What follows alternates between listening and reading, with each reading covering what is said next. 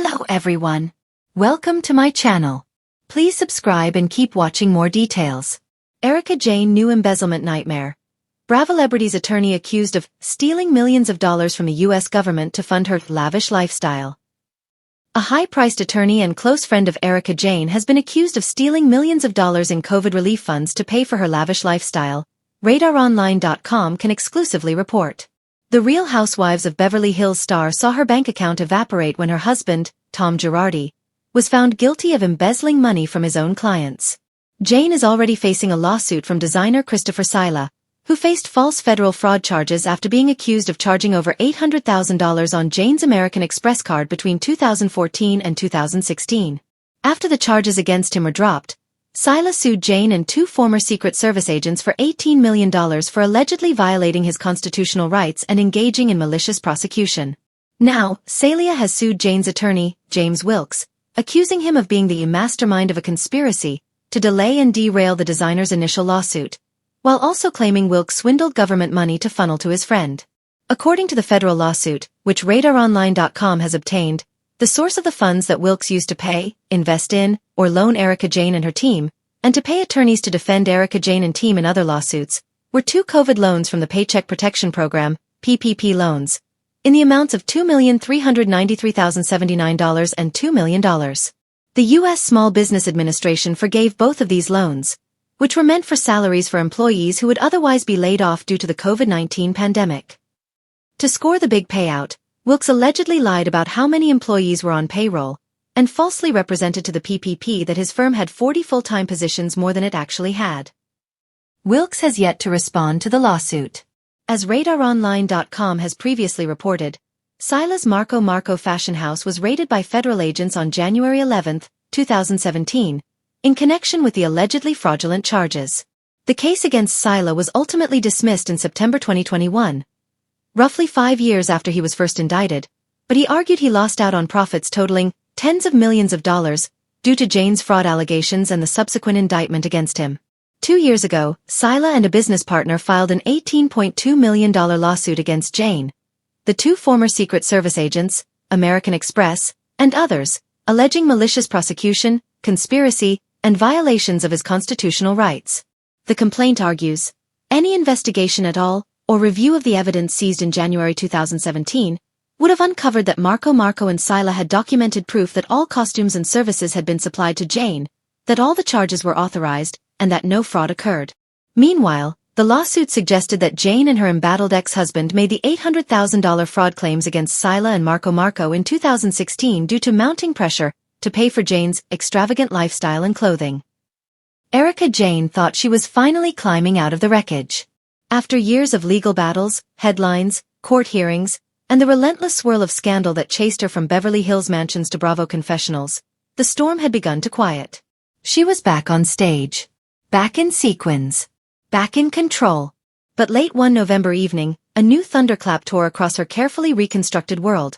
Another embezzlement nightmare, only this time, the accusations were aimed not at her ex-husband, Tom Girardi, but at the very attorney she'd trusted to guide her through the chaos. The shock wave rippled instantly through the Bravo sphere. Reports exploded that a high-profile lawyer connected to the Bravolebrity's legal defense team was being accused of stealing millions of dollars from the U.S. government. Money allegedly siphoned from loan programs, relief funds, and falsified filings. And according to investigators, those funds were allegedly used to bankroll a lavish lifestyle, eerily reminiscent of the kind Erika had been accused of benefiting from years earlier. For fans and critics, it felt like déjà vu. For Erika Jayne, it felt like betrayal. She had spent years insisting she was unaware of Tom Girardi's financial crimes, fighting tooth and nail to distance herself from accusations that she had knowingly enjoyed the spoils of stolen money. She appeared on reunion stages and in confessionals with unflinching defiance, swearing she was innocent, swearing she was rebuilding, swearing she refused to take responsibility for something she did not do. And yet, here she was again, attached, however distantly, to another figure now accused of greed, corruption, and extravagance. According to the federal complaint, the attorney, once a rising star in West Coast legal circles, had allegedly orchestrated a series of fraudulent financial maneuvers that funneled government money into private accounts, luxury purchases, real estate transactions, and entertainment industry partnerships. Investigators claimed the paper trail read like a high-budget crime drama. Offshore accounts, shell businesses, falsified invoices, and elaborate cover-ups. And somewhere in the middle of the mess was the detail the tabloids seized on instantly. That this attorney had reportedly used a portion of the stolen funds to support and elevate the lifestyle of certain high-profile clientele, including one internationally recognized reality star, Erika Jayne. While the documents didn't name her directly, the insinuations were unmistakable. But Erika, for her part, wasted no time issuing a pointed public response. Sources close to the singing, stiletto-stepping firebrand said she was blindsided, shocked, furious, determined not to let this new scandal pull her back under. She had fought too long and too hard to clear her name from the fallout of Tom's empire, and she wasn't about to let someone else's alleged fraud drag her back into the shadows. In true Erika fashion, she doubled down on the message she had lived by since her world collapsed. I didn't know. I didn't ask. And I didn't benefit. Behind the scenes, however, the mood was less fiery glamour and more grim déjà vu. Bravo insiders whispered that production was scrambling.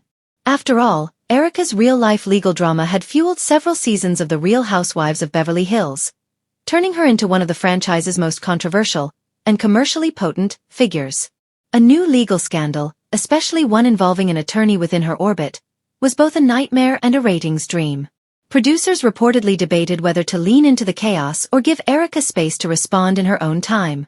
But Bravo cameras have a long history of running toward the fire, not away from it. And with season 16 filming in tight cycles, the timing couldn't have been more dramatic. Meanwhile, Beverly Hills was buzzing. Housewives past and present had thoughts. Loud, pointed thoughts. One insider joked that Kyle Richards nearly spit out her iced coffee when she heard the news. Sutton Strake, who famously challenged Erika during the Girardi scandal, was said to be watching developments closely. And you could practically hear Dorrit Kemsley's gasp echo across the hills.